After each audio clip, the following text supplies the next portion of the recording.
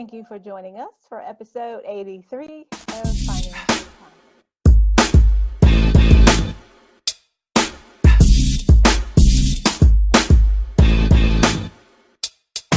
Hey, and welcome to Financial Confidence. I'm your host, Lynn Demmons, here at WYTV7 Christian Broadcasters Network. We appreciate you for joining in with us here. Learn more about WYTV7 by going to WYTV7.org. Guys, yes, I'm Lynn Demmons, America's #1 financial rebound coach, and I am so excited to share with you today the investing blueprint for beginners. Oftentimes here at the show, we talk about making your money, keeping your money, and growing your money, but you say, Lynn, exactly how do I do this? No one ever taught me this. This wasn't a course in my high school or college curriculum. So how do I get to that point? We appreciate you for joining, and that's exactly what we're going to talk about today. But our guiding principle for this show is always Matthew 6:33. But seek ye first the kingdom of God and his righteousness, and all these things shall be added unto you. Yes, we also implore that you pray over your finances so you can do what you're called to do. That's to build generational wealth and leave an inheritance for your children's children. So if you will, commit this simple prayer to memory and bow with me. Lord, help us to value things in this world that are really valuable. That's our relationship with you, our lives, and our families. Help make us responsible stewards of your financial resources, and let us trust your holy word, your eternal glory. In thy son Jesus' name we pray. Amen. Yes, guys, we are here today to talk about growing your money. So how do you do that? You must know how to invest. And there are different investing opportunities out there for you that are available to you, but you have to know how to access those. And that's what today's show is all about. So get that pen and paper ready, guys, so that you can get the information that you need to go to the next level. Burn like a fire, willful and wild. This is the night that you were made for. Burn like a fire, willful and wild. This is the night that you were made for. There are more people alive today than have ever died. Yet one of the #1 mistakes that the majority makes is failing to invest. These are not only women, but also business owners who are making this mistake. So why is the majority wrong? So when we look at it, guys, we were all sold this American dream. You were sold the dream where you go to school, you get a good education, you get good grades, you go to college, you get the job, you get the husband or the wife, you get the house, you get the picket fence, you get the car, you get. But no one ever told you the portion of, yes, you have to make your money, but then you must also keep your money. So in keeping your money, how do you now do this? See, I'm Lynn Demmons, America's #1 financial rebound coach, and I can help you make your money, keep your money, and grow your money if you want to. One of the things that the majority does incorrectly, guys, is not to invest. One of the other things that's a huge myth out there is the majority of rich people in America, contrary to popular belief, are not rich because they were born that way. In fact, 80% of rich Americans are first-generation millionaires. And how did they get that way? They got that way by saving as opposed to spending, and not only saving, but also investing those dollars. Yet the majority of people choose not to or fail to invest inside of the markets. See, we're good at making our money, but keeping our money tends to be a challenge. See, the challenge lies in the fact that we don't know all the tax laws and the implications that can impact us, right? If we do things differently with our money, if we become small business owners, if we do things just a little differently, those tax implications change. So you wouldn't be paying taxes first, you would be spending first, then paying your taxes. But we don't know how to keep our your money. Those wage garnishments have been impacting many of us because you have gone through this process. You fell on hard times, whether it was your fault or not. Those hard times came upon you, and now you've become in this situation where you don't even get to see the money before it's taken out of your paycheck on Friday when you get that. And then when you receive that paycheck on Friday, you're robbing Peter to pay Paul. You're playing switcheroo with your credit cards and doing everything that you possibly can to get through, because while you're trying to live someone else's life on your paycheck. See, I'm here to help you learn not only how to make your money, to keep your money, and to grow your money. Albert Einstein says it best, y'all, that compound interest is the 8th wonder of the world. Those who understand it, earn it. Those who do not, they pay it. So what did he mean by that? Guys, the rule of 72 becomes very important when it comes to this process. The rule of 72 basically tells you how long it will take for your money to double. See, you think you're doing something when you go into the bank and you put your money inside of these accounts, and they're going to give you 1%, 2%, and if you're lucky, 4% on your money. And you're thinking, yes, that's doing a great job. I'm over there growing my money. I'm saving it. But dare I say, why is it that the credit card companies are charging you 24% interest on their end, but at the bank, they're only willing to give you 1%? See, your 1% in your account is going to double after what? 72 years. That's how long it takes your money to double. But that credit card company understands that if they're at 24% interest, it only takes them 3 years to double their money, and bet your bottom dollar they're gambling on the fact that you won't even pay it off in 3 years. So they're going to do more than double their money. But this is just to give you the basis of how if you understand, right, this concept. See, the majority of us, we have it wrong, guys, but there are some ways that we can overcome it. And one of the things that we miss, because this was a lesson from high school math, I remember my math teacher, Miss Mize, from back in the day, and she would give us these types of questions. But the question was, would you take $100,000 today, or would you take a penny doubled every day for 30 days? And most kids would say, oh, yes, go ahead and give me that $100,000. See, the majority of that classroom chose the $100,000.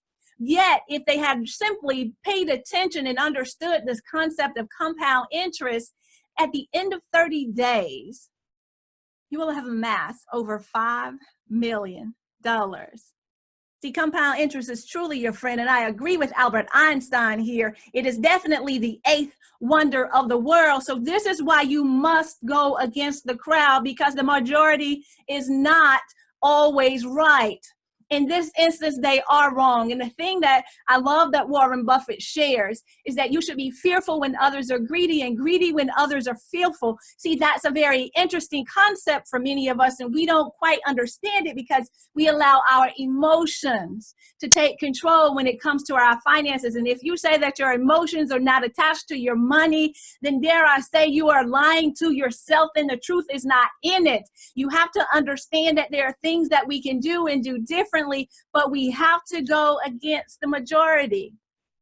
But the truth of the matter is, guys, things take time. And no matter how talented you are, no matter how much effort you put in, things take time. And as you can see here, you cannot produce a baby in 1 month by getting 9 women pregnant. That's the concept of Warren Buffett. So you have to put things in that's just going to amass over time, but you must do what, guys? Go against the grain and educate yourself. So what I've devised is the UCLA method of investing, of identifying stocks. And this is going to help you as you're progressing on this journey. So dare I say, make sure you have your pen and your paper and get this. First, get understanding. That's the number one thing, understanding.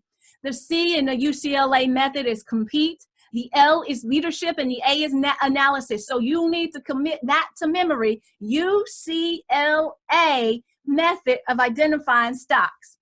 So what do we mean in understanding? When you understand something, you have a better idea of what's going on, what's going to happen. So why is it that you think that this company is good for the world? And if you can understand and answer that question for yourself, then this is a tremendous opportunity for investing for you. The compete is what makes that company difficult to compete with. If I said just do it, you automatically know that I'm talking about Nike. Whether you agree or disagree, or if you're boycotting Nike, that's not the conversation today. But Nike has a brand presence that supersedes many of the others, so it makes it difficult for them to be able, for others to be able to compete with them. And it doesn't just have to be brand, but it can be price. The Dollar Tree, the dollar stores, they have that pricing structure that makes them competitive. Or they have the 11 herbs and spices, as KFC says, right? So there are things that these companies have on the forefront, right, that allow them to be competitive. So do you understand that? And how do they compete? The next part of the equation, guys, is looking at the leadership. Who's leading that company? What are they saying? What are they doing? How long have they been with the company? And do they have a bag, y'all? A bag is a big, audacious goal. And if they have this big, audacious goal, then what is it doing? Is it sustaining the company? Is it moving the company forward? See, you have to be able to understand these things, guys, so you can do differently from what the majority is doing, right? And you overcome this also by making an analysis. See, when you look at the price versus the value, we know that some things are different. Price is what you pay, value is what you get. So just because you pay one price for something doesn't mean that's exactly the value that you were thinking of. Huh? Hello, somebody. So if that's the case in point, then why do the gas prices keep changing? That's the same unleaded gasoline that you get and you put in your car, whether you pay $3 for it, $5 for it, or $15 for it. The price is simply what you pay. The value is what you get. It's still 87, right? 87 unleaded or 93 octane or whatever the case may be. So you have to make an analysis and identification of those stocks to ensure that this is a company that you want to invest in. See, one of the things we miss, guys, is when you're investing and when you're purchasing these stocks and you're going against the grain, you can see this as ownership of a company. When you buy stock in that company, you own a piece of that company. And that completely changes your perspective on the way that you're spending your dollars that you're now getting across to these companies. See, guys, you got to put the UCLA on it. Why? Because there are things that are going to happen. There are events that are going to put the stocks on sale. And that's when you need to be ready. You must position yourself so that you can take advantage of those opportunities. That's why it's extremely important to know the difference between the value and the price. And if it's not on sale, is it priced correctly? Or what is the market doing? Does the market have it priced wrong? See, you have to be able to pick those things out.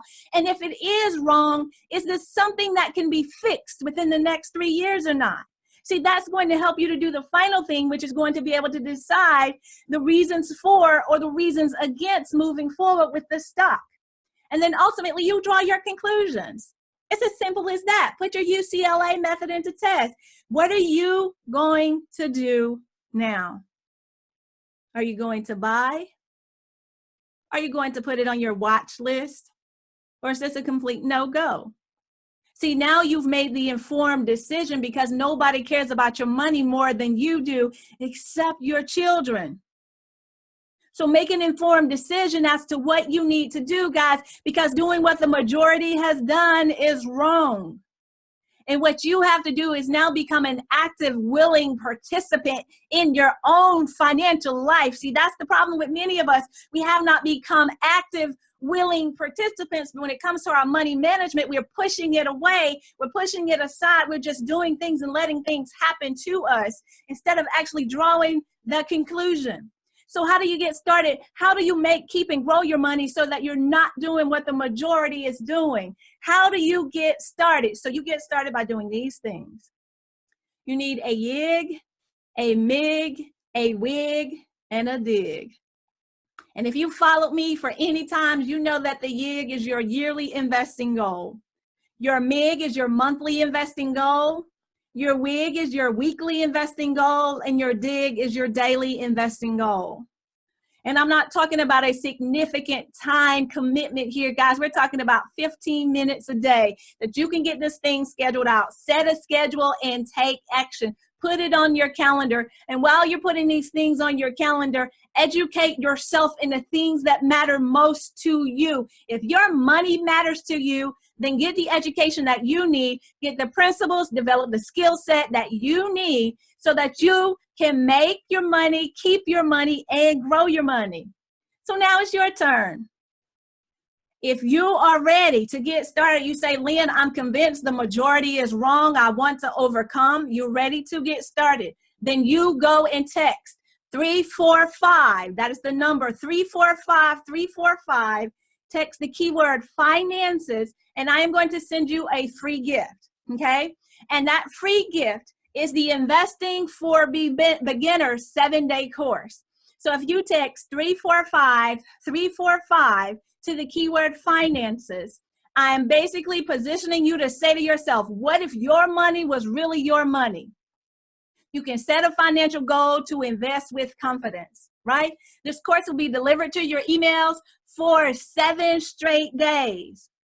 So how would you like to be financially independent in spite of 5 or 6 figure debt, in spite of that mortgage debt, in spite of those student loans, in spite of those wage garnishments, in spite of you fill in the blank for you?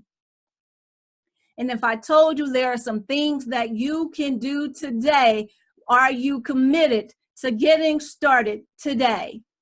If that is you, text 345, and the keyword is finances.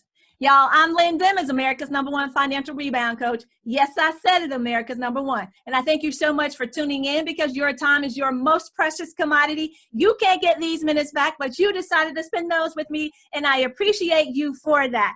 Don't forget to go and follow me on Instagram and Twitter. I'm at Dimmons Speak. You can also go to my website, DimmonsEnterprise.com. That's Dimmons, no demons here, DEMMONS.